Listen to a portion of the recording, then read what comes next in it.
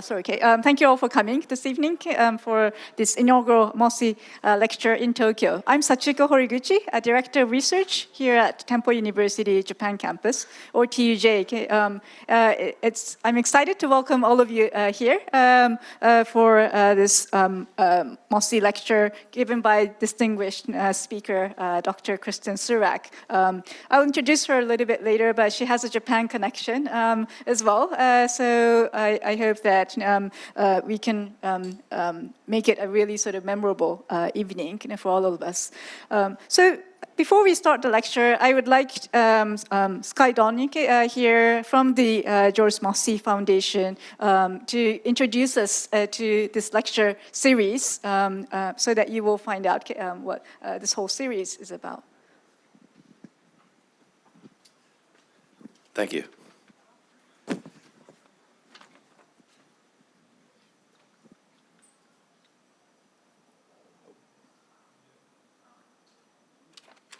Historians and technology rarely mix. Colleagues, friends, thank you for being here, and welcome to the inaugural Global Mosse Lecture Series event in Tokyo, Japan. As Sachiko said, my name is Sky Donnick. I'm the director of the George L. Mosse program and also the co-director of the Global Mosse Lecture Series. I greet you on behalf of my co-organizers, Roger and Hans Strauch, the devoted co-trustees of the Mosse Foundation, as well as from Abigail Lewis at the Council for European Studies. Together, we all welcome you to this evening. The Mosse Lectures seek to confront daunting contemporary socioeconomic, geopolitical, and environmental challenges by creating the opportunity for the development and free exchange of fresh ideas. They aim to popularize new and creative approaches to the most pressing problems of our time, including, but not limited to, the reemergence of authoritarian forms of government, the challenges that are associated with rapid technological advancement, climate change, political polarization, and socioeconomic inequality, something we'll hear more about tonight. The spirit of these lectures is firmly rooted in the Mosse family tradition. In the late 19th century, Rudolf Mosse, who was George and Hilda's grandfather, established an international publishing and advertising empire in Berlin. His family then used that to aggressively oppose the rise of Nazism. As a result, the Nazi regime targeted the Mosse family, expropriated their property, and forced them into exile. But their commitment to free and open public dialogue never wavered. Mosse family descendants have continued to advocate for research, experimentation, and creative expressions in all forms for the purpose of new knowledge creation, public education, and discourse. The Mosse Lectures thus continue Rudolf and Amelia Mosse's dedication to philanthropy. Currently, these events take place on many campuses in North America and in Europe. Forthcoming events are scheduled in the next months in Miami, Charleston, Vienna, Berlin, and beyond. I could say a lot more about Rudolf and Amelia Mosse, but today I just want to say a little bit about one of Rudolf's brothers, Albert, and his connections with Japan. Like his older brother, Rudolf, who was born 3 years before Albert, Albert moved to Berlin to pursue a career. And while Rudolf moved into advertising and printing, as I said, Albert trained as a lawyer. He finished law school in 1868, and by 1885, he was a Landrichter, or a district judge. The same year that the Meiji regime came to power in Japan, bringing a plan for a new constitution, reorganization of the government, and a centralization of national authority, Albert Mosse's law mentor, Rudolf Geist, invited him to speak to the Japanese embassy about Prussian law practices and Prussian district organization. That event went so well that within months, Albert arrived in Tokyo with his wife Lina and their two daughters, Dora and Marta, to advise the Meiji regime on administrative reform. I'm going to show you a couple of images. So if you want to learn more, here are two books you can go to. Die Mosse Frauen just came out. And then Fast wie mein eigen Vaterland collects the letters that Albert and Lina sent from Tokyo to Berlin between 1886 and 1889. This is the ship that they arrived in Tokyo on, the Yangtze. And then here's a painting by Takeo Terasaki, and Albert Mosse is the second from the right. Hard at work, surely. This is the facade of the house where they lived in Tokyo. And then here are their daughters, Dora and Marta, around 1888, and you can see that they're wearing kimonos. And then here's the family in Kamakura. I apologize for the quality of the photo, but they're in the bottom right, sort of overshadowed by the statue of the Buddha. Writing home from Tokyo, Albert noted that, quote, "I have always heard that Japan is a beautiful country, but one cannot get a true idea of its wealth of natural beauty from hearsay alone." As I said, Albert and his family lived here for 4 years, and while they were here, they had 2 more children, Walter and Hans, and they decided to return in the spring of 1890 out of concern for Lena's health. But back in Berlin, Albert continued to be in touch with Japanese officials. On his 75th birthday, for example, in 1921, he heard from the Japanese ambassador to Germany, who wrote, quote, "You rendered great service as a government advisor on legislation, which has made your name unforgettable among our people." After the Nazis came to power, Japanese officials continued to support the Mosse family, despite the violent anti-Semitism that had started in Germany. For instance, this relationship, in fact, proved life-saving in one moment. Marta, who you saw here, on the, I guess that would be on your right, she was only 6 years old when her family left Tokyo in 1890, but she went on to be the first female police commissioner in Prussia in 1926. After the Nazis came to power, Martha was supposed to be deported to a death camp and killed in 1943. But the widow of the former ambassador to Japan, Hana Zolf, alerted the Japanese embassy.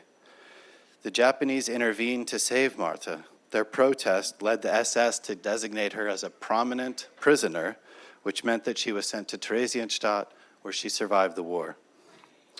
I hope that we can talk more about that, maybe after the event. On Christmas 1922, more than 30 years after he had left Tokyo, Albert Mosse penned a poem about his time here, and I'd like to read it to you. It's called Japan, 1886 to 1890. I loved the people, I loved the country, almost like my own fatherland. The work was hard, but the work never bothered me. I always met a friendly face. The departure came, but the memories remained, and this is still dear and precious to me now. Thank you to Temple University, Japan for hosting, and especially to our friends in the Department of Anthropology, with which the Mosse Foundation has partnered for this 2026 lecture. Thank you to the Tokyo Mosse Lectures Organizational Committee, Professor Sachiko Horiguchi and Yasuko Taoka, as well as the Council of European Studies. The Mosse Lectures warmly hopes that this collaboration will expand to include our colleagues in other Tokyo institutions of higher education. So on behalf of the Global Mosse Lecture Series, we are thrilled to continue this productive collaboration between the Mosse family and Japan in a new and in an important context. Let this be the first of many Tokyo Mosse partnerships. Thank you all for being here.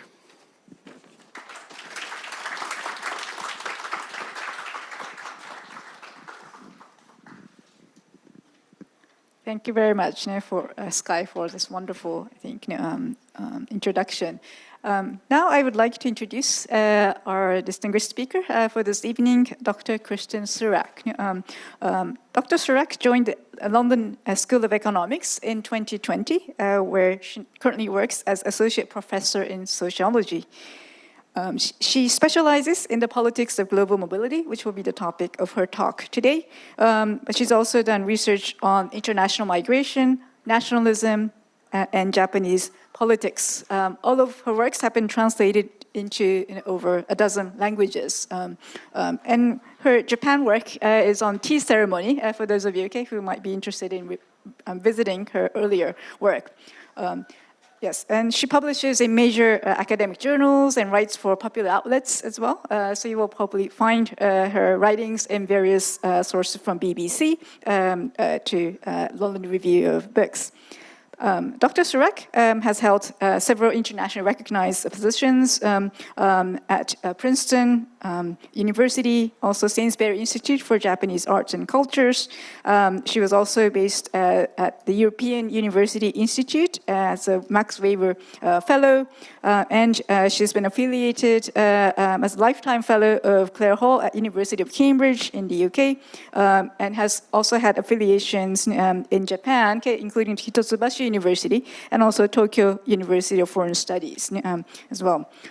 And she also had affiliation with New York University in Abu Dhabi, another maybe branch campus, a bit of a similar maybe institution to us. Her work has been recognized by the American Academy of Political and Social Science, and her research has been funded by German Science Foundation, Economic and Social Research Council, ESRC, Japan Foundation, Fulbright, Leverhulme Foundation, among others. And we're really, therefore, proud and excited to welcome Dr. Surak for this inaugural Mosse lecture. The title of her talk is Migration in the 21st Century: What Elite Mobility Reveals About the Present and Future of International Migration. So let us welcome Dr. Surak.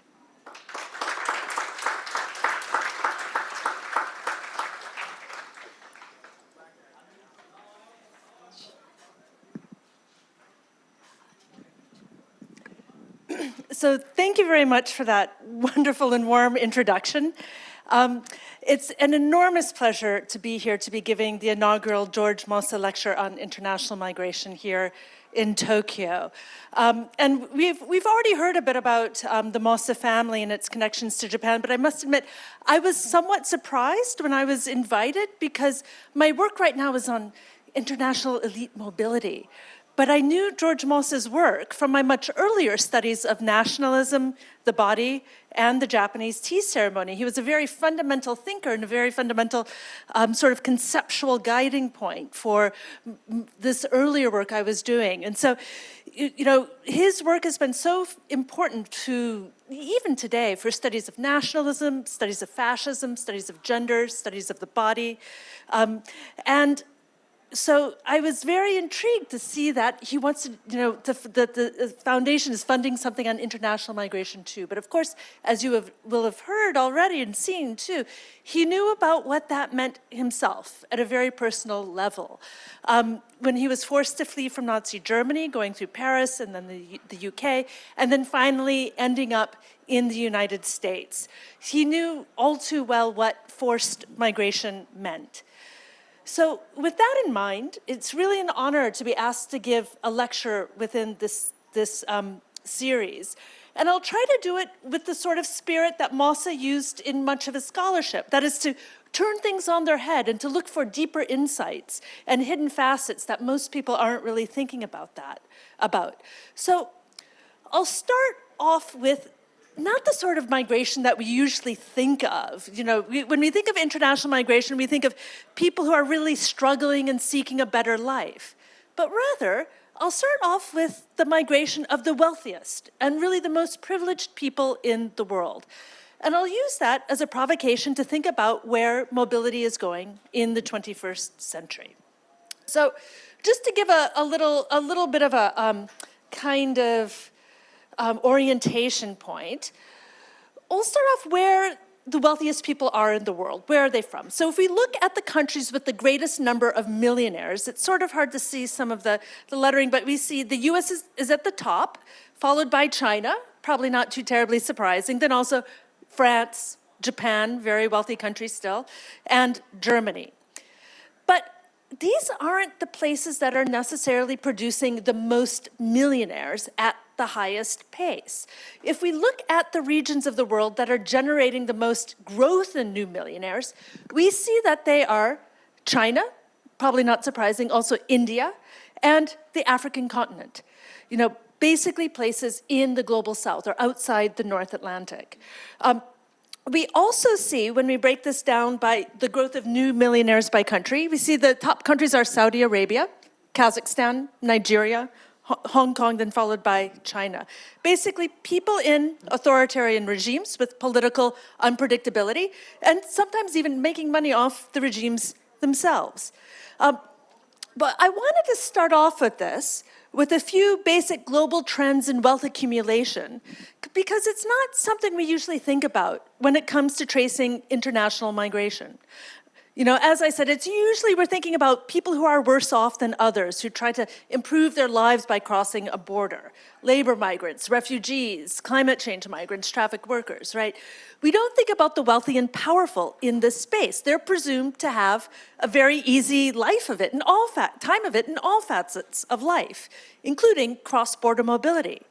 But the limits for them can be very real. The richest Indian citizens still face far more substantial hurdles to cross-border mobility than even the poorest Japanese citizens.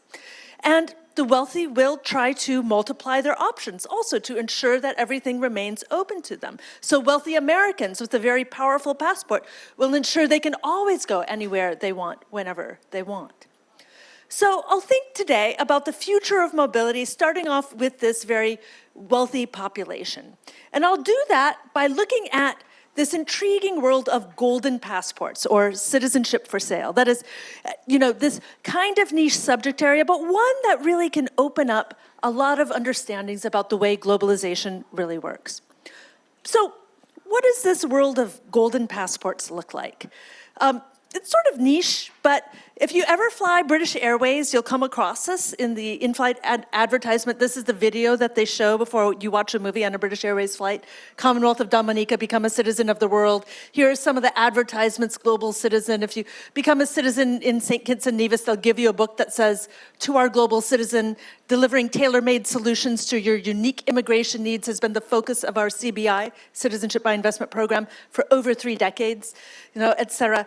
These are the sort of advertisements that circle around this world. If you go to a country like, say, Antigua, let's see if I can go back, and you go through immigration, you can even see an advertisement for citizenship by investment as they're going through the border control. Like the place, become a citizen. There's also fairs in global hubs where you can see governments and service providers connecting to people who are shopping around, and they're sort of pitching their products in different parts of the world.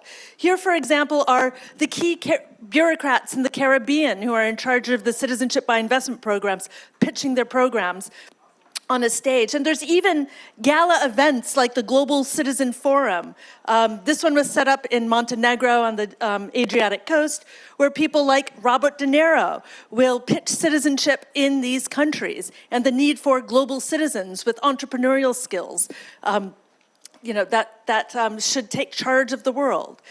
So this I find is kind of an intriguing phenomenon, because citizenship is so often seen as a sort of sacred bond between a sovereign and a subject. It's seen as this key nexus of political belonging. It's a sort of basis for making claims to many rights.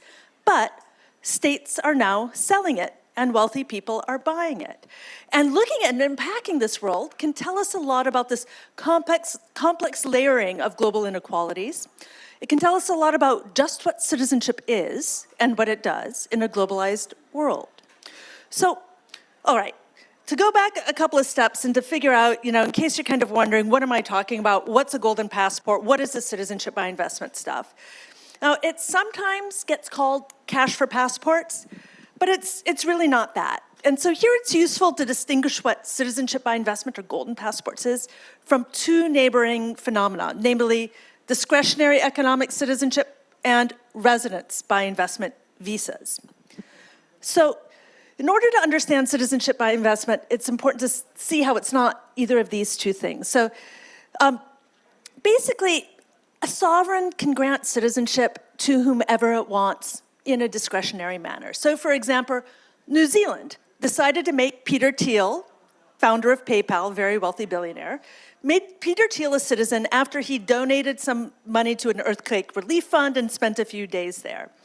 France, for example, made the billionaire founder of Snapchat Evan Spiegel, made him a citizen because of his great economic contributions to France, and he didn't even have to go to France to naturalize. He could naturalize at the French consulate in Los Angeles. But these sorts of things are basically individualized discretionary grants for economic reasons. Citizenship by investment is different. These are formal government programs that grant citizenship based on a predefined investment. Usually you buy real estate, or you can donate to the country. And it's usually somewhere between about 100,000 US dollars and about $1 million US dollars. So there's clear price points, clear investment types, clear time frames. There's a formal application process. You show the form, you fill out the forms, you show your tax statements, you show your police checks and all that. And so it's basically kind of an off-the-rack program that anyone who has the money and ticks the right boxes can apply for. And you apply for it, and then you become a citizen, usually in anywhere between 2 or 3 months to a year, and often without ever even visiting the country. And most people getting citizenship try to avoid those countries if they can. The last thing they're interested in doing is actually going to their new country of citizenship. And you can even see it on, go to the government websites and see that they're there. They're fully formal programs, and I've got a couple of images of those over there. Now, this thing with citizenship, too, is also not the same as a golden visa or residence by investment. Now, this has been getting a lot of airplay in recent days because Donald Trump created a Trump gold card where you can invest like $1 million in the US and get residence there. Now about 60 countries offer residence by investment, but it's still different from citizenship. And that's because citizenship comes with a wide array of rights. It's not just getting a visa and a passport. You can apply for a passport. The trajectory is different, too. So citizenship is inheritable, whereas residence is not. So you can reproduce citizens over time. The stakes are different. So citizenship is much harder to lose. It's sticky across time and place. And demand is different. Not everybody wants a second citizenship, especially if they're from a country that doesn't allow it. They may just be happy with residence. So that's what this kind of citizenship by investment thing is in and of itself. People also call them golden passports because that's what many people are interested in.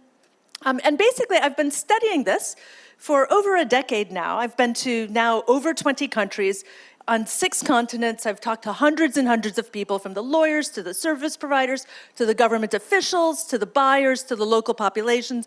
I've put together data sets on this in order to try to understand how this market works. So first off, what does this look like? Which countries are doing it?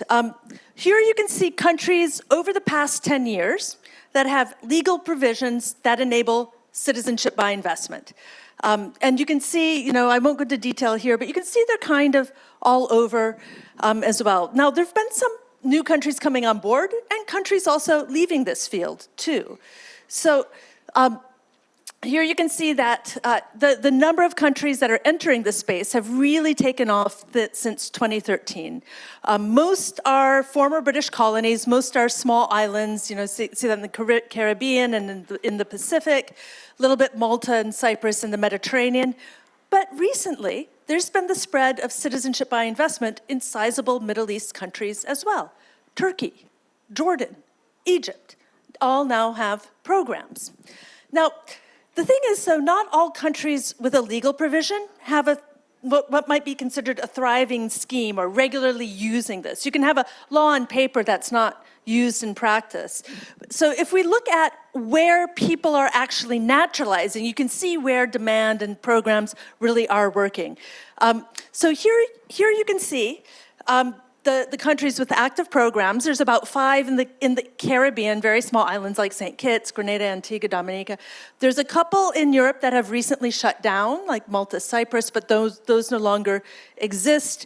Then above, there's Vanuatu in the Pacific, which has a growing program, and then Turkey, which has really taken off after it dropped its price point from $1 million to $250,000. Now it's about 400,000 US dollars. It's kind of like buy a nice house in Turkey and upgrade your citizenship while you're at it. And if you add these all together, because usually, there's about 1.7 family members that naturalize as well. Citizenship is usually, for elite mobility, it's usually a family operation. It means that about 50,000 people get citizenship through these channels every year. I won't focus, and here you can see how this is bringing things up to date since 2019. You can really see how Turkey, over on the far right, has taken off. They're approving somewhere between 500 to 1,000 applications per month. I won't talk a lot about residence by investment, those golden visa programs today, but I just want to signal that these are really big too. In fact, there's probably 500,000 people at least who get golden visas, residence by investment, every year. And what's interesting here too is that the North Atlantic places, the US, Europe, are actually pretty small in comparison to the global scene. There's a lot of South-South mobility and a lot of South-South elite mobility going on within these programs as well.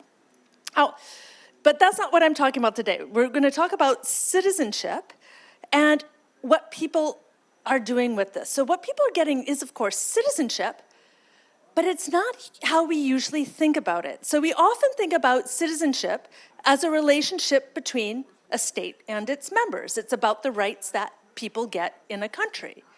But much of the value of citizenship by investment is in the benefits that citizenship gets you outside of your country, the benefits you get in other places. So becoming a citizen in a place like Antigua is not about what it gets you in Antigua, it's about what it gets you in Europe, or what it gets you in Dubai. And that's what buyers seek. They're looking for the benefits you get outside a state, extraterritorial rights and possibilities. And that can be visa-free travel, it can be lower import taxes, it can be the right to reside and work or set up a business in another country based on your citizenship. And people can claim these rights anywhere in the world because citizenship is sticky. You take it with you wherever you go. And these are also benefits that are secured through treaties, which makes it interesting because foreign powers gain a lot of influence over the value of another country's citizenship when it comes to these external benefits. So the EU, for example, can say, we're going to take away your visa-free access, and then the value of a country's citizenship will drop. So there's a really fascinating geopolitics to this scene. If we look at the actors that might be involved here, potential big players, there's the European Union, United States, China, IMF, OECD, and these kind of organizations. Of these, the EU, European Parliament, mainly the European Parliament, European Commission, and more recently the European Court of Justice, have made the most noise about these programs. And they don't like them. They want to see them shut down. And they've been successful in pressuring countries around the EU who are trying to get into the EU to shut down the program. So they've been able to get Moldova and Montenegro to close their programs. Countries that are trying to get in. They've also recently ruled, the European Court of Justice has ruled these programs impossible under European law, and so even Malta has had to shut down its programs. It also tries to revoke visa-free access from countries with programs too. But the real backroom player, what's very interesting, because the EU gets a lot of airplay with this, the real backroom player is the US. The US is able to take its geopolitical interests and its own border policies and impose them on the naturalization policies of other countries. And it gets a say in who becomes a citizen through many of these programs. And it does this in a couple of ways. So first, it'll get influence over final approvals. So countries that are in the US periphery, like in the Caribbean, and Malta did this as well, they would run their final approvals list past the US before they allowed people to naturalize, for example. The US has also gotten a say over who can even apply, who are the eligible nationalities. So for example, when Donald Trump was US president for the first time and he created the Trump travel ban list, countries with citizenship by investment programs stopped accepting applications from people from those countries. And they did this more recently after Russia invaded Ukraine. They stopped accepting applications from Russian nationals as well. The US could, issue travel visas to Russian citizens. The US would still naturalize Russian citizens, but countries with these sorts of programs had to nod to Washington and stop accepting Russians. So the US takes its border regulations and its political interests, and imposes those on the naturalization policies of other countries. So it's not just a politics of legitimacy, should this happen or not. There's a real geopolitics of legitimacy that's crucial for this to work. And I'm tagging this here because when we think about where things are going more generally in terms of mobility in the 21st century, we need to be really thinking about the geopolitics of mobility and take that geopolitical angle quite seriously. So why would countries give in to pressure over naturalization policies, this clear sovereign right? Now, it's possible because traditionally countries with active golden passport programs have been microstates. That is, countries with a population of less than 1 million. Sometimes a country with a population of less than 100,000, which is, you know, if you think about even like Shibuya Station or Shinjuku Station, this is multiple, 100,000 people are probably getting on the train at any moment in time, and that would be the entire population of a country. So for countries that are this small, selling citizenship can be a massive injection of funds. The money can be really significant. So some governments have become very dependent on this as a revenue source. So here you can see tax revenue in gray at the top, but these are numbers from the government budget. This is the money coming into the country, going to the government, tax revenue in gray, non-tax revenue in orange, and citizenship by investment revenue in blue. So in some cases, like Dominica, the government, and actually St. Kitts is in this situation now, they're getting more than 50% of all government revenue from the sale of citizenship. It's more than all taxes combined. It's more than 10% of GDP in many countries. It's more than 30% of GDP in some countries. And in places like Dominica and St. Kitts, citizenship has become effectively the #1 export, right? And it's because the new citizens aren't actually going to those countries. They're making citizenships and selling it elsewhere, in effect. But with all this money coming in, do the programs really deliver what they promise? So when I was doing this research and traveling around, I'd ask local people what they thought. I was often in a country only a short period of time. Usually local opinions were mixed.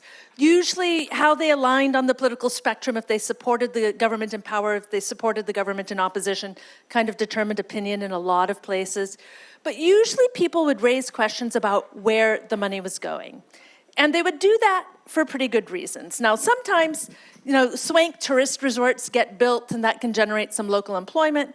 But sometimes you get like shells of buildings that never get finished and the money ends up going out outside of the country through this migration industry. Now, there's been a lot of work on international migration and the role of migration industries in this. And here I just want, but in international migration in general, and this is just another case of migration industries doing a lot of work, a sort of public-private complex set of relationships between them. There's a very extended supply chain. There's many intermediaries involved in this.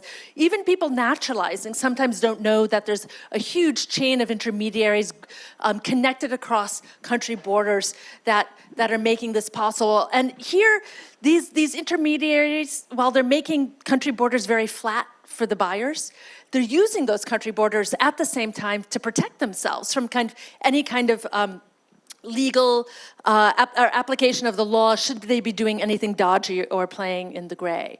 And so it makes for challenges to regulate as well. And you can see, and I won't go into detail about this today, but there can be a lot of tensions between the private sector and the public sector too. Sometimes they get along, it can be symbiotic. Sometimes it can be substituting, that the private sector does things the public sector can't. Sometimes it can be collusive, where they facilitate corruption. It can be commandeering, where the private sector takes over the public sector, and some people don't know where the state ends and these intermediaries begin. And sometimes it can be conflictual, and the state can push back.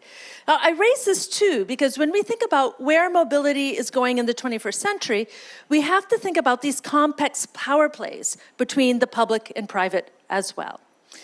Now, all of this can raise a lot of questions, like, who is doing this, right? Who wants a citizenship in a tiny island country, for example? And it's not like they're even going there for the beaches in the end.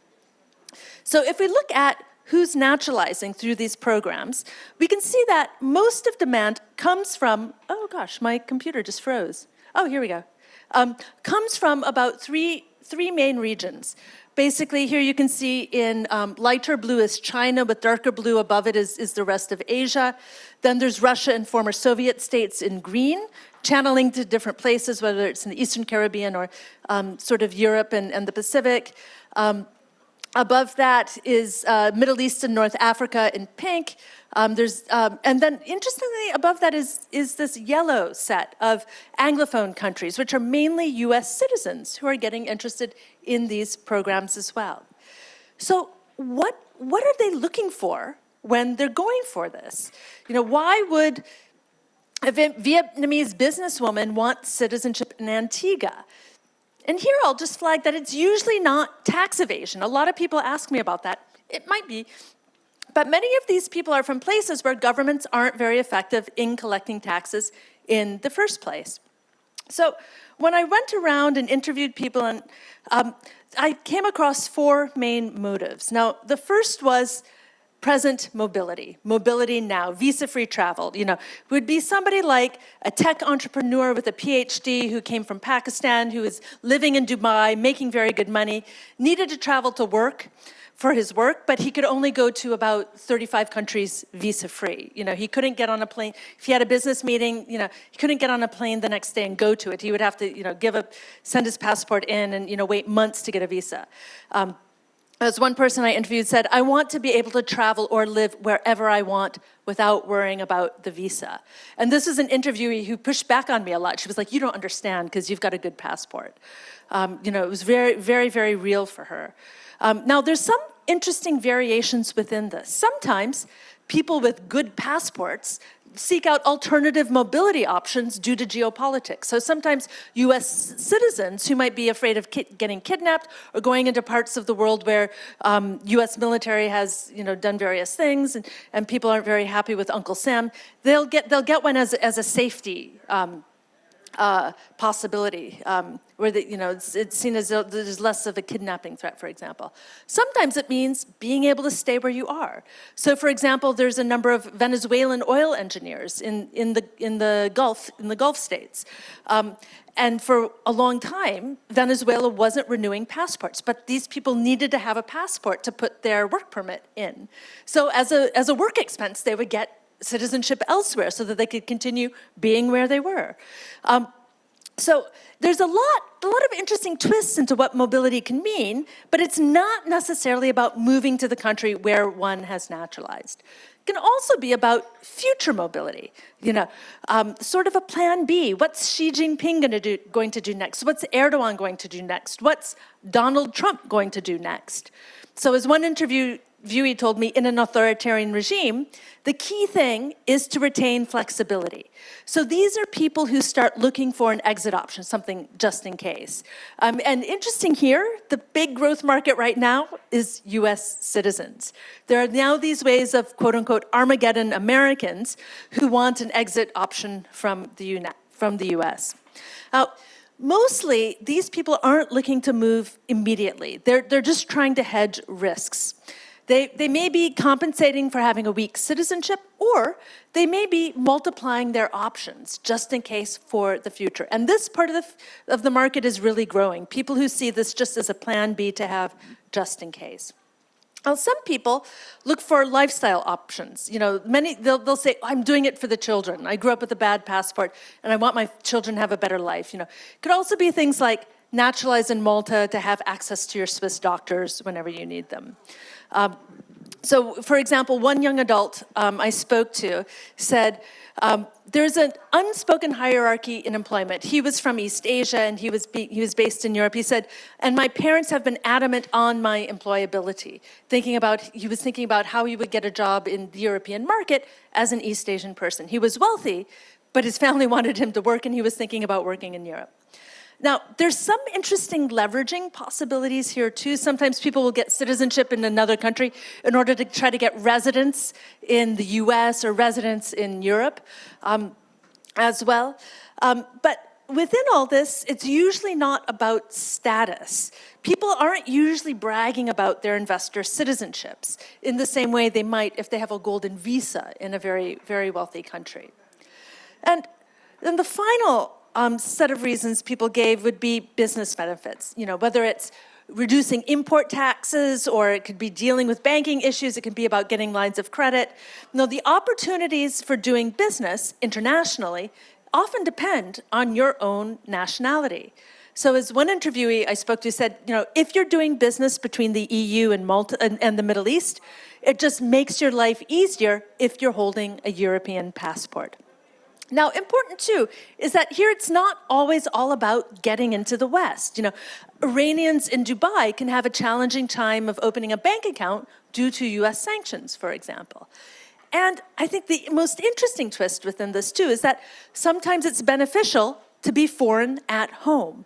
So for example, a Vietnamese business person with firms in Vietnam might try to become foreign, pick up citizenship in Cambodia, for example, in order to make use of FDI benefits, foreign direct investment benefits, and even try to make a claim in international arbitration courts if they can, if they don't trust their own government. So we often don't think about this, but sometimes foreigners have more benefits than citizens. But are all these people becoming global citizens? So I talked with about 20 people who had purchased citizenship or were looking at their options. One of them I met was Ling, who was from a wealthy Chinese family, had grown up all over. And when I asked her about her identity, she said, I don't see my identity as being based in a country. If I were to put my identity in a country, where would it be? China? Not after all the things it did to my family. In the UK? I live here, but I don't have a permanent place here.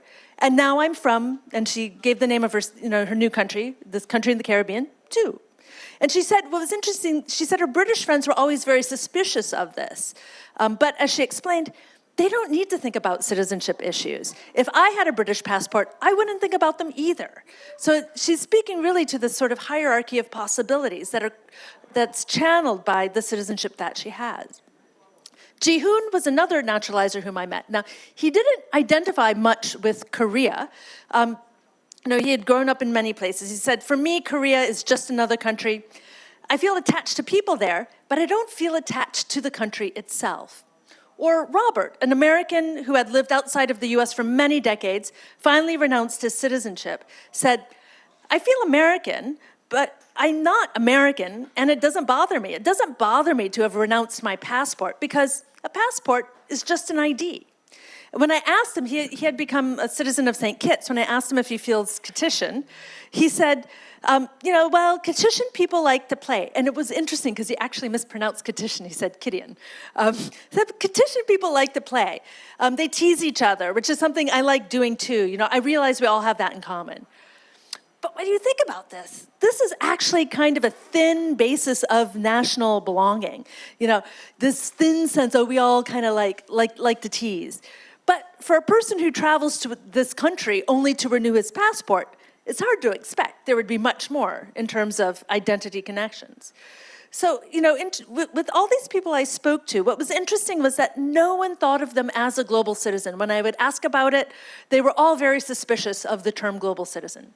Some identified with the society where they grew up, maybe had something of a national identity, but they would separate it from state membership. Others, like third country kids, had a very weak national identity, if much at all. And also in their new country, they're not seen as fellow members or fellow nationals. Like none of the locals I spoke to thought of investor citizens as part of the nation. They're part of the state, but not the nation. There's not like a growing diaspora of wealthy fellow national members. Although what's kind of interesting is there have been some attempts to create something like an alumni club where countries try to latch on to people after they've become a naturalized citizen through these programs and try to get more out of them. They're seeing them more as philanthropists and investors rather than members of a national community.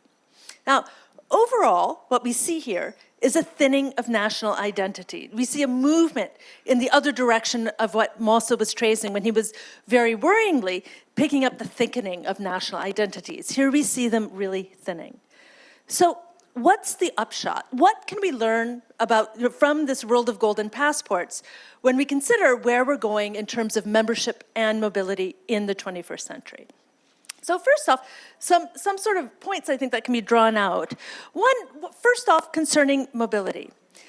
In the world of golden passports, we see mobility being structured at the intersection of inter-country inequality, that is the differences between countries, and intra-country inequality, that is the differences within countries. It's about the differences between the haves and the have-mores, people who can really afford this. But also about the fundamental differences between what different country memberships get a person. And we see also wealthy people getting around the limits of their citizenship at birth once they become a hindrance to what they want to do. And we also see how it's about facilitating lives outside the country granting citizenship, and also outside of the West as well. There's a very important South-South story, and South-South story of wealth that often gets ignored. And fundamentally, it's a space that's about extraterritorial privileges of citizenship, what it gets a person on the move, because citizenship is sticky. You take it with you wherever you go. And these extraterritorial privileges are fundamentally conditioned by geopolitics and geopolitical and global inequalities. So there's big global hierarchies and power plays that structure this space. Now, what does this mean then for how we think about membership? Now, this is not a story of immigration and naturalization. With golden passports, it's not the person, but the money that is resident in the country and making some sort of contribution to it. And it's not about membership in a nation state per se. With citizenship by investment, the nation isn't that much involved. It's about state membership and those legal benefits state membership brings. As such, citizenship isn't here some sort of identity-laden singular membership. Rather, it's a leveraged legal status that supplies global benefits.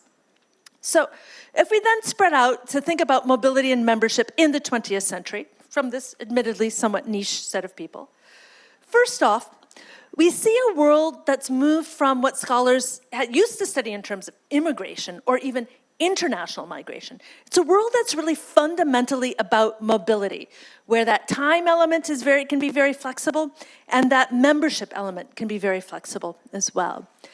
It's also a world that's structured in important ways still by nation states, both as nations, as a sort of imagined community, and a state as a sort of locus of power or a kind of key power container. But those nation states are challenged by mobility too. Whether it's the mobility of investor citizens, as I just introduced, or to think through a couple of other important, I think, paradigmatic cases that we're going to see more of, perhaps also digital nomads, people who work from their laptops and travel around, hopping from country to country, and strategically select among states and kind of just use it as a touchdown pad for their work. They jump in for a bit and then jump out again, maximizing their lifestyle and financial gains. Or if we think about climate change migration, populations that are or will be forced to move. But they're populations that other states are very reluctant to accept and to take on and to give full membership to. They're an emerging form of what might be seen as the unwanted. And there's also migration diplomacy. States using mobile people as political tools. Here we find, too, that weaker countries can leverage cross-border populations for their own advantage in other spheres. So if we think about where things may be going, I've sort of begun to, and this is me just playing with what we might see going forward, kind of like a mental kind of challenge or creative moment. For heuristic reasons, I broke this down into more state-centric and more nation-centric ones, but they're fundamentally intertwined. First, we see from this sort of leaning more towards the state side of things, states will continue to be central to regulation, but how they fit in is changing. So we'll see more importance placed on the extraterritorial privileges of state membership. As I was describing before, citizenship by investment, because citizenship is the sticky status, you're taking it with you. It will continue to determine the package of rights and benefits, even outside it. which is what enables states to use these cross-border populations as political tools. And states will be doing ever more geopolitical and economic strategizing in this space, whether they're trying to leverage people through, for example, migration diplomacy, or whether people are leveraging countries, like wealthy people or digital nomads. So because citizenship gets stuck to us, it will continue to tag populations. States get power by embracing populations, in John Torpy's terms. At the same time, people will be getting more extraterritorial benefits from it. They'll be getting more outside of their home states, but those will be increasingly concentrated at a regional level. So I suggest that we may be going to see more growth and strengthening of regional mobility blocks. Now, we already have these in the EU and in other places in the world. The EU is in the strongest form, but there are mobility agreements elsewhere, like ECOWAS in Western Africa, Mercosur in South America, CARICOM in the Caribbean, GCC countries in the Gulf. Diego Acosta has done a lot of very good research on this recently. In these regional mobility blocks, it's not that state membership doesn't matter. It's not that citizenship is ending within these regional mobility blocks. Rather, they operate through inter-citizenships. That is, one state recognizes the membership granted by another state and treats its citizens the same as at home. It's actually reaffirming citizenship as a way of allocating people among states. It's a sort of mutual recognition that keeps citizenship at its fundament. But people will be getting more regional rights. Now, from the nation side of things, leaning that way, again, it's sort of heuristic separation. If we look at the traction that populist political rhetoric has been getting these days, it's clear that the gravitational pull of national membership as a key identity is for some increasing, or it's increasing in some ways.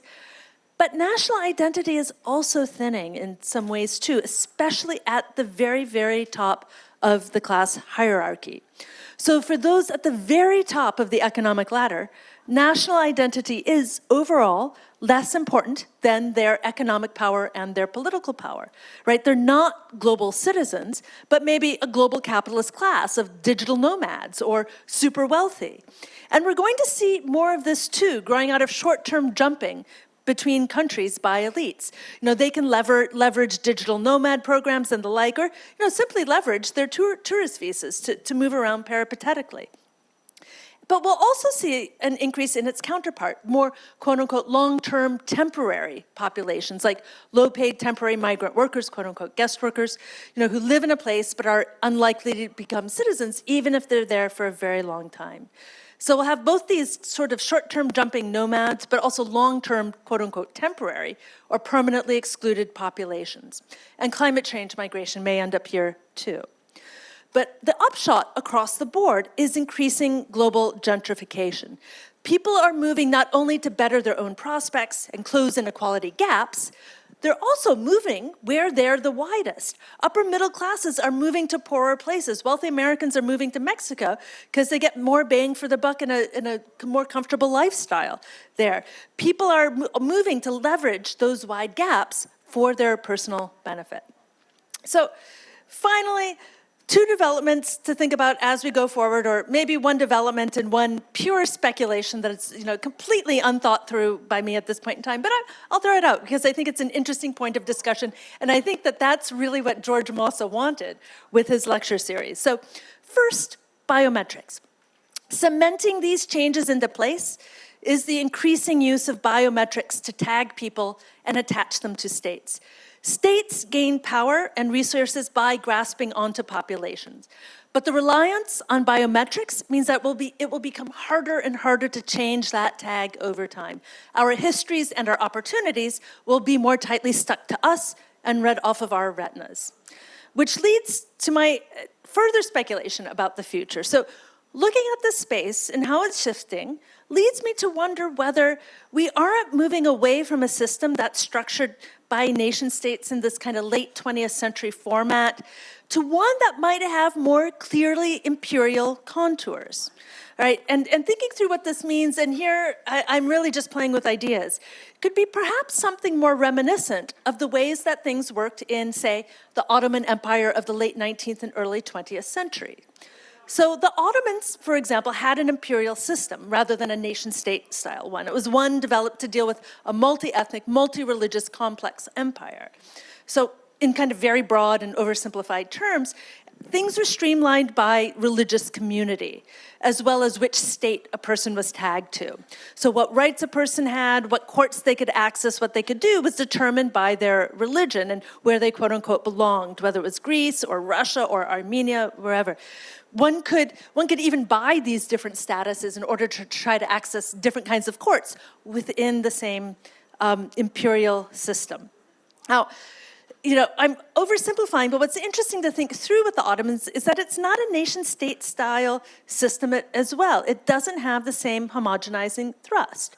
And that's where we may be going away from a nation-state format and its homogenizing agenda, away from this kind of Mercator map of the world with the clear borders and solid colors on the inside, and more towards a system that's openly crafted through the intersection of state membership and class. So what you'll be able to access possibly is determined not only by your citizenship, because that's where all the regulation is coming through, but where you are on a class hierarchy. So it will be the flow of capital, then, that channels mobility possibilities. The future may be one in which the wealthy and privileged are increasingly able to create their own carve-outs within this system. So thinking about this, what this means in the end, as long as countries are anchor global capitalism, and that's the system we're in right now, and I don't see it changing anytime soon, citizenship will continue to anchor global mobility. So I'll stop there. I'll flag, if you're interested, I did write this book 2 years ago, The Golden Passport, which kind of unpacks this world. I brought a couple of copies if you're interested as well. But hopefully it's given you some food for thought. Or I saw some people. If you want to get the, I'll put it up again if you want to do the QR code. You can get it off of Amazon, probably here as well, or with Harvard. It just came out in paperback. I'll stop there and take, open things, and thank you for this opportunity and pass things on to our host.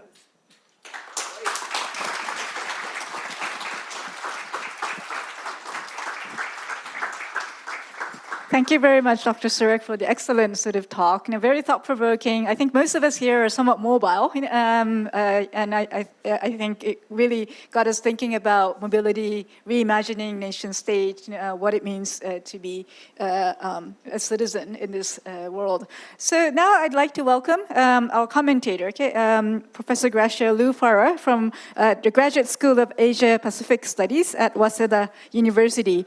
As many of you might know, Professor Liu-Farrer is an expert on international migration, social stratification, inequality, globalization, international education.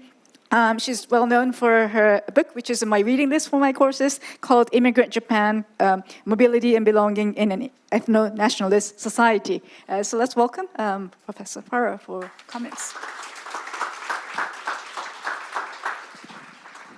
Thank you very much for having me here and to be the inaugural discussant. You see, I actually have a notepad, so I don't have any electronic or PowerPoint, anything. So I think it was a great talk. Thank you very much. I know a lot of you will have questions, so I tried to be brief. So basically, I will start from an anecdote, a passport story. I've been doing research about the labor mobility into Japan from, say, other Southeast Asian countries. So I have been interviewing a lot of supervising organizations or support organizations in Japan, what we call kanridantai, so kanridantai, kumiai or shien kikan. So those, the Japanese companies who are organizations are facilitating the mobility of labor migrants. So yesterday I went to this place, and I've been doing this morning as well. So recently, because of the politics of Japan, against immigration or try to restrict immigration, I always ask them the question is, how do you think about it as the organization who does this, right? And this old gentleman, usually they're quite, a lot of them actually are senior. And this gentleman just looked at me and said, do you know how many Japanese hold passports? And he said that fewer than 20% of the population. And I checked actually in Japan Times, and I think there was an article about this, 17% of Japanese citizens actually hold passports. So we're talking about a country with one of the strongest passports, but only 17% of people have them. And in comparison, UK has 85% of people having passports. So we have this kind of a contrast, right? On the one hand, citizens of a country with a strong passport, they choose not to move. And now we have citizens of countries with weak passports try to use their economic resources to facilitate strategic mobilities. So I think inequalities have different forms. And the one reason that Japan recently has been a little bit kind of anti-immigration, or not just a little bit politically, as shifting the kind of trend, according to my informants, has a lot to do with people. A lot of them are not making a lot of money.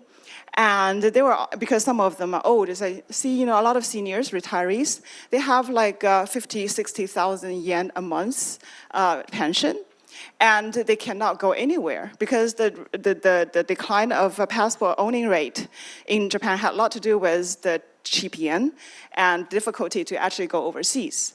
So then they stay at home and see all the foreigners coming in, consuming, buying up all those things, and they can't even afford the things it's around them. So this sort of sense of deprivation, increased their sense of resentment against, foreigners and foreign tourists, and the notion that somehow the foreigners have privileges, in Japan.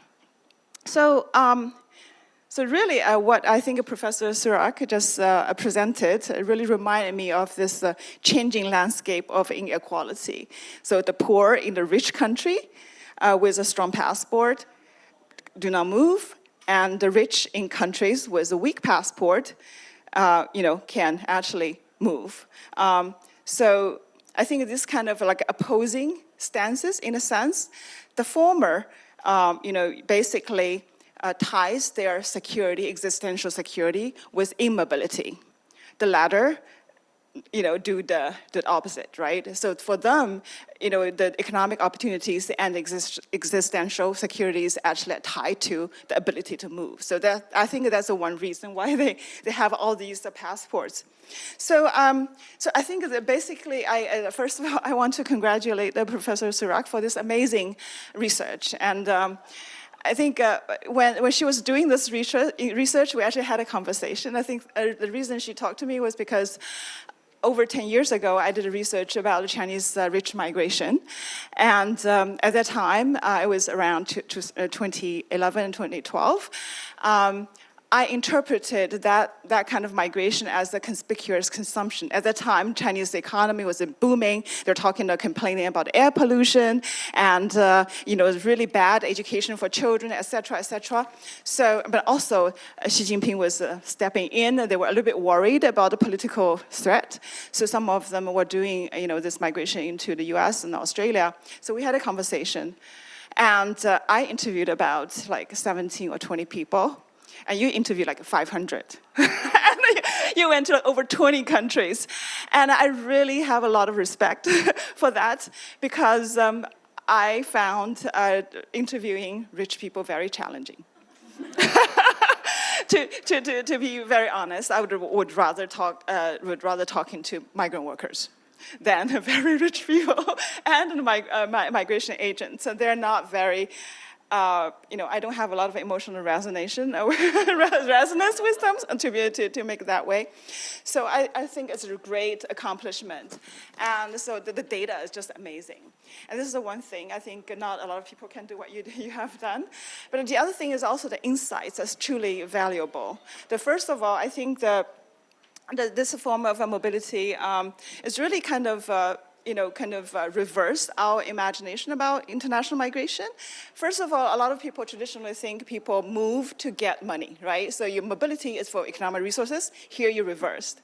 And then you also disrupt this sort of linear thinking of migration. You go migrate, and then you settle, and you get citizenship. And here you have you see the total decoupling between residency and citizenship, and also the decoupling between the rights and the obligations that attach to citizenship. Because the citizenship, you're supposed to have obligations, but here these people probably don't have to do anything other than paying the money. So I think this is really a very important insight.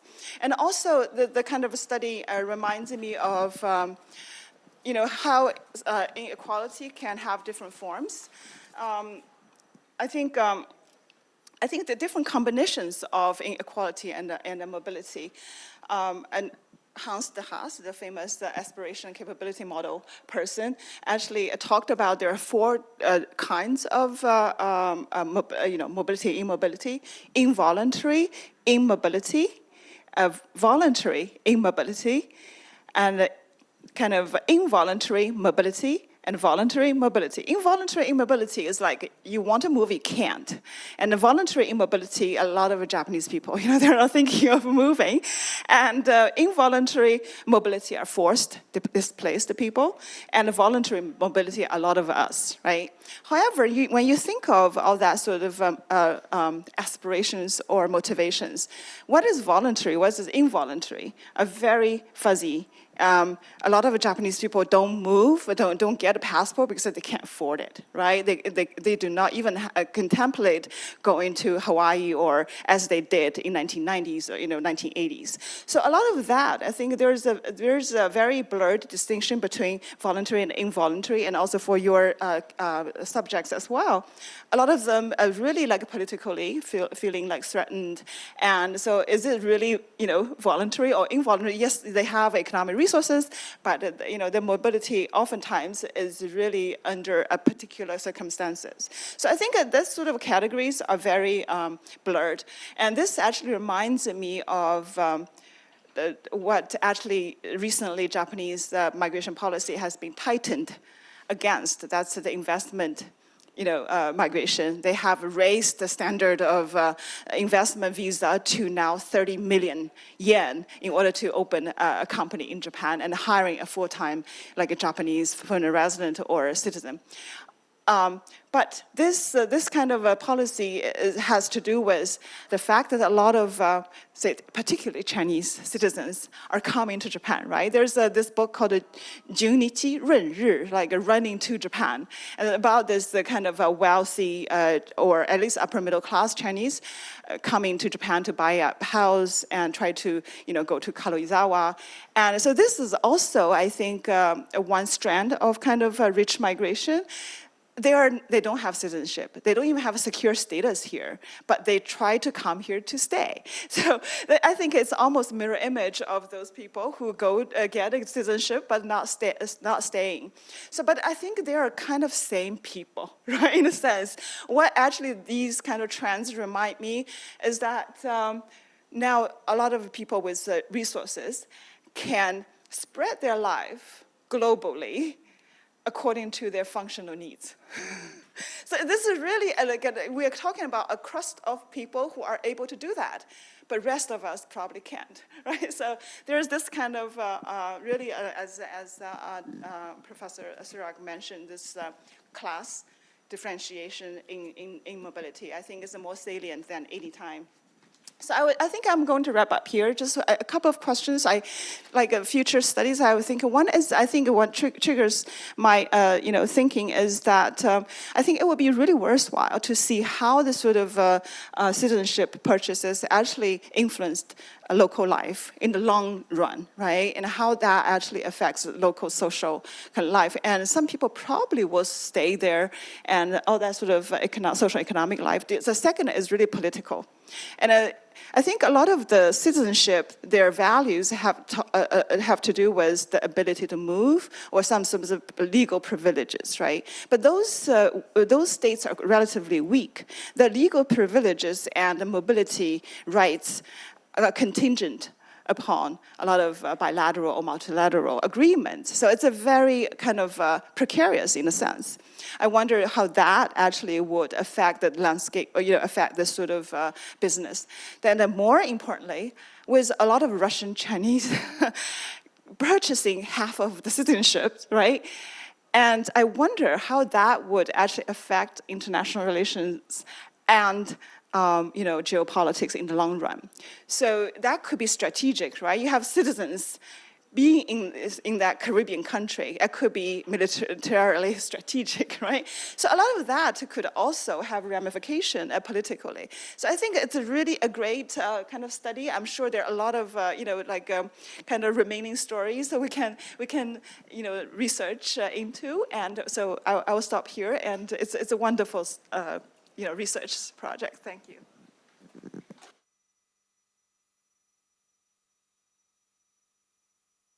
Thank you very much. Professor Liu-Farrer, would you like to respond maybe before we open up to the floor? Oh gosh, if it's any sort of response, it's just thanks. I thought those were a fantastic set of comments and integrated things into so many new and important developments in Japan as well. It made me think, gosh, I want to hear you talk on this topic next year because there's so much that can be said, and I really appreciate the way that you were also able to expand on some of the themes and interweave them. So I don't have anything to respond with other than gratitude. Thank you very much. Perhaps some people in the audience might have questions, comments relevant to Professor Liu-Farrer's comments as well. I think at this point I'd like to open up the questions to everybody here. We have 15 minutes or so for Q&A. Please feel free to raise your hand. Thank you so much for your talk.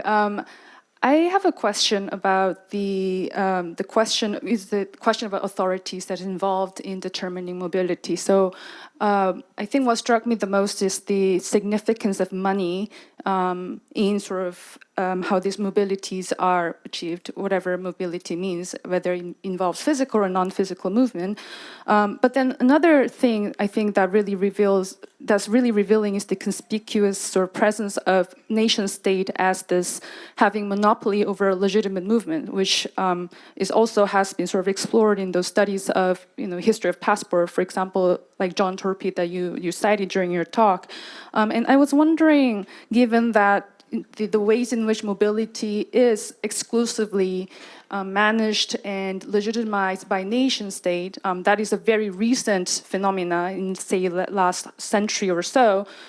Are there any kinds of other authorities that you see as sort of emerging prominently during your work? You sort of mentioned something about the intermediaries, for example, these different forums. You also have some speculation about the biometrics that's coming up and coming, or the Ottoman kind of model that you kind of sort of made speculation into. So I was wondering if you have noticed any sort of kind of new or emerging sort of the kind of point in which they kind of try to not substitute but have important work in facilitating mobility. Yeah, that's a very interesting question. I think one probably needs to break it down into at least two parts. So one would be that sort of the legal basis on which records, in terms of how people are filed, in effect. And that, I see as continuing to be done through states. And in part, that's because states work as, in terms of like a global system of things, they do a number of things. They anchor the law, and they back up that anchoring of law with military power. And we live, in Branko Milanovic's terms, we now live in a world of capitalism alone. So we get maybe various forms of it, but it's right now pretty much the entire planet is operating on a capitalist system, and capitalism needs legal protections of private property for that to operate. And so that's where I see states still being an important legal anchor, with that backed up by military power, and they get power also by embracing populations, to use John Torpey's terms. But the enforcement of that can be done through other actors. So, and that's gone on for a long time. That's Aristide Zolberg's work on, say, remote control or the privatization of migration management. If you go to the airport and have your passport checked, that's all regulated through IATA, the aviation organization. For example, the standardization of passports was done through international agreements. The thing is, there's not a lot of good international legal bases to start to really have that done on a massive, really complex scale, other than like, we need to have standard IDs, how are we gonna do that? So that's where I think overall, like getting some sort of global actor or global organization to do that, that will be hard to do in a very fundamental or very sort of deep way.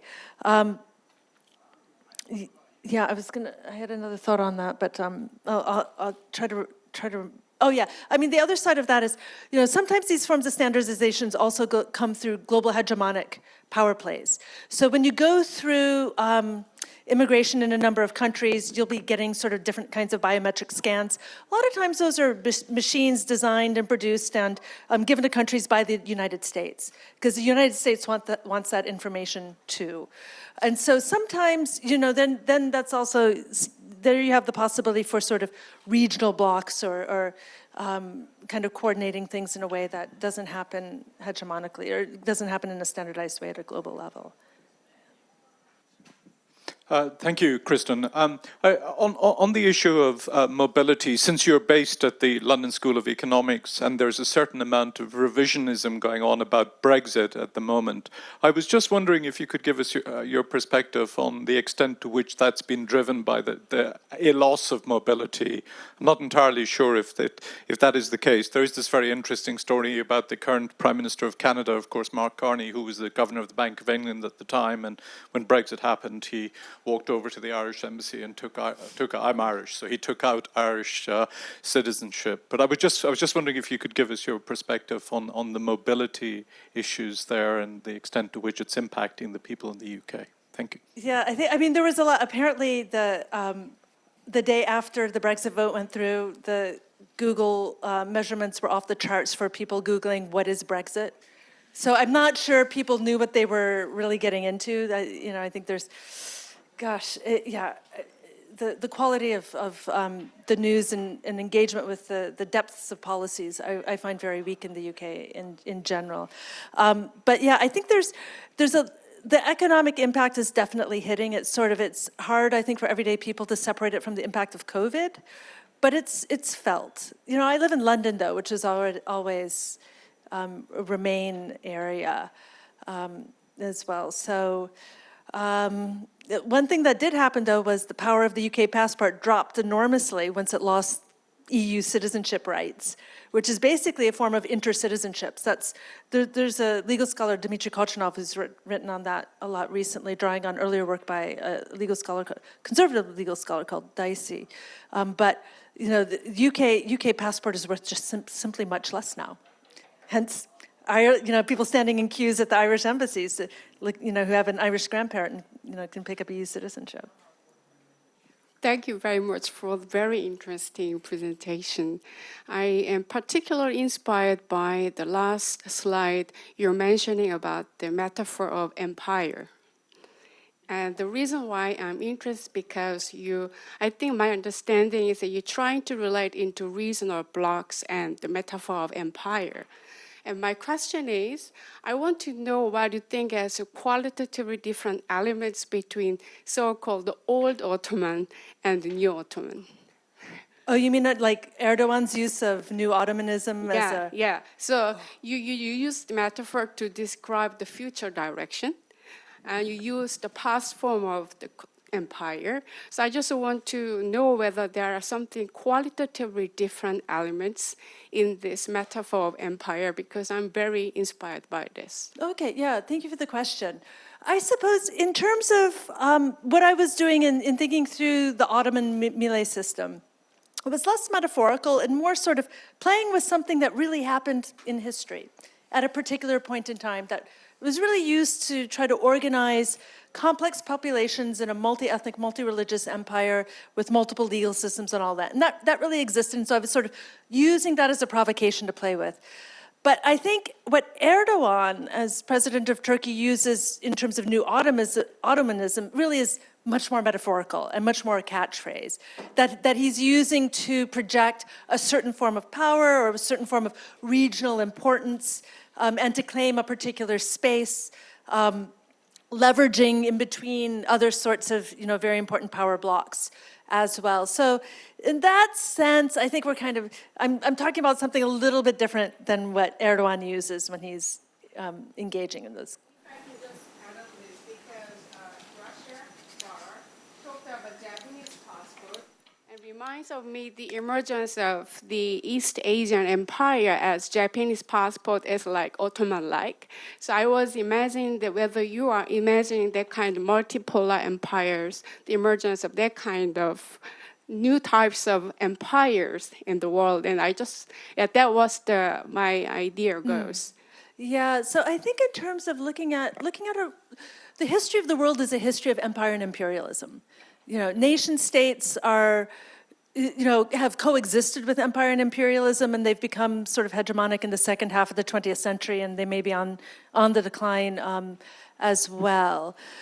So in terms of what emerges, and here I'm looking really at mobility. It's a very limited form, whereas empire and imperialism really is about military power, economic power, and political power in a much more front and center way. So, but I'm trying to think through what are those, how if countries become much more front forward in terms of their hegemonic policies, and imperial style policies, not to say they ever went away, and you can read a lot of social science classifying empires into different sorts, and that if that becomes much more front forward in the present, what are the impacts in terms of migration and mobility, and the other way around, as we have, increasing, the concentration of wealth at the very, very top across the world has become so extreme that as people are able to leverage their economic capital and convert that into political capital of different ways, what does that also mean in terms of migration and mobility? I suppose those are my key questions. Hello. You mentioned how money serves as a sort of residence, and I was thinking about capital flight, at least for Chinese nationals trying to come to Japan, although Japan does not recognize dual citizenship, of course, and they would be unable to naturalize without revoking Chinese citizenship, of course, but being able to reside in Japan means they're able to take immense amounts of yuan out of the country. Do you think that also applies to other countries as well? I think Japan is an interesting example where you have families in Tokyo moving to other countries in Southeast Asia with a lower cost of living so they can have their kids raised in a more international environment in Malaysia, Indonesia, the Philippines, etc. I just wanted to know what your thoughts on capital flight were. Yeah, absolutely. And that's definitely happening, and it's definitely happening as people learn more about it and see it as more normal.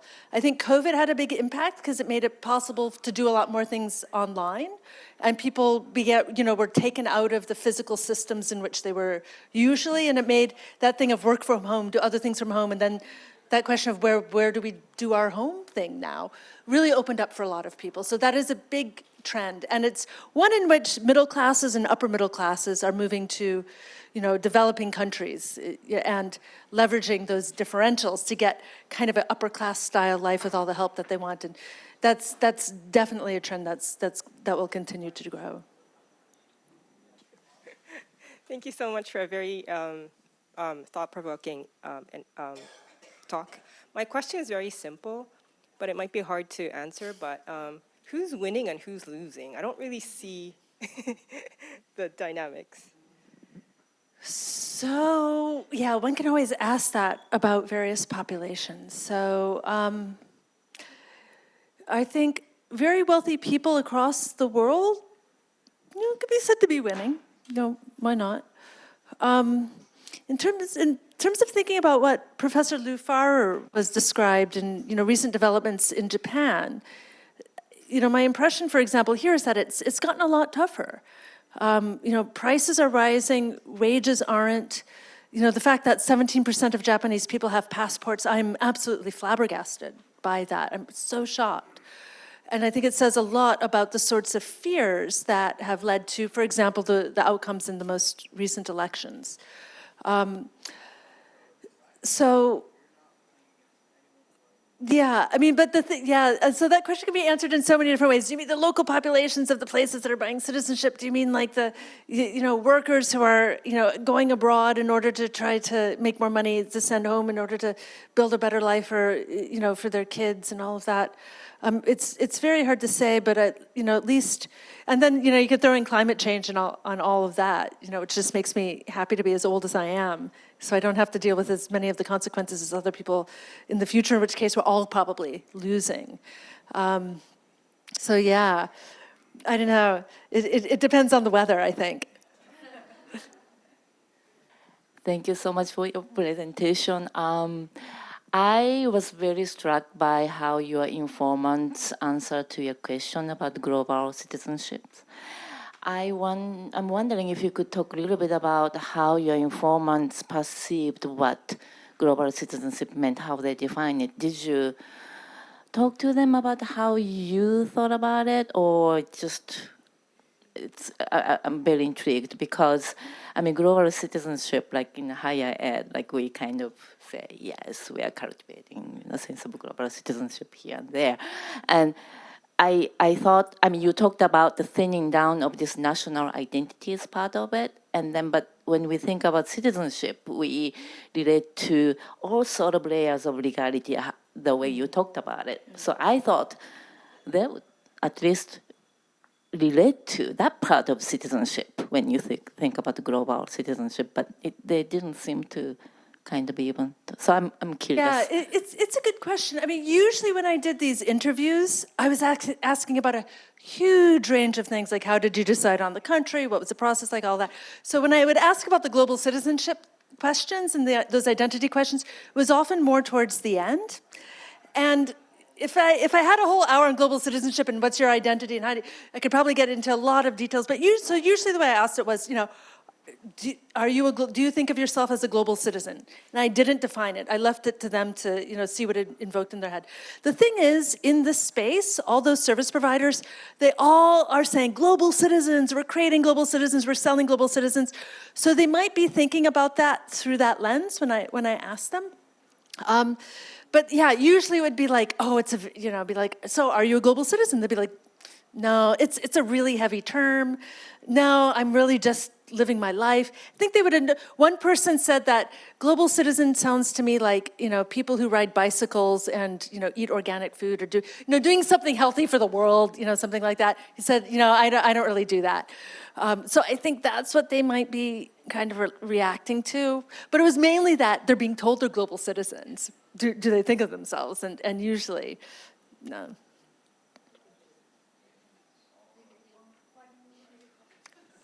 My last question is simple. How do they decide on the country? Is it like a chance encounter, or is it actually a selection, like a shopping kind of thing? So it's a good question, and it's changed over time. So I think, this is the tension. This kind of gets into that if you're studying international migration and thinking about migration industries. So on the one hand, many people now do their own internet research and think about the countries and study up before they go to a service provider or a lawyer or, and start talking about it. At the same time, those service providers, depending on who you're going to, like if you're going to a standard lawyer or if you're going to like a major law firm or something like that, they're not getting a lot of money in commissions. But if you're going to a specialized firm in the space, they're making money in commissions. So they're going to push the person towards a country where they're going to be making more money off of it for themselves. And they won't do that to the extreme where they'll lose the client, but they'll see how far they can get with selling particular countries in that way. So how people, and then there's a question of how much can you afford and what do you want? Because it's kind of market segmented. What you get for $100,000 US is different from what you would get for $1 million US as well. Yeah, and what I find interesting too is it's different with residence by investment, because with the golden visas, people actually think about going to places. They're thinking about, is my real estate going to be a real investment? And do I have a vacation house there? What's my connection to that place? They think medium term, and especially since COVID, people start thinking, where would I go for a couple of months? I'll get residence there. Whereas with the citizenship by investment, it's none of that. That kind of medium-term thinking becomes relevant. It's not really about the country itself in that sense. But yeah, great question. Thank you very much. I think it's about time, so we'll wrap up. I'd like to ask you to join me in thanking Professor Surak for this excellent talk. And also Professor Liu-Farrer for the comments. So, thank you very much for joining us this evening. We expect that this will be a series in Tokyo. I think there was a QR code that was at the registration desk for anybody who wants to sign up for a mail list to get updates on upcoming lectures here at TUJ. If you could join us again, that would be appreciated. So thank you very much.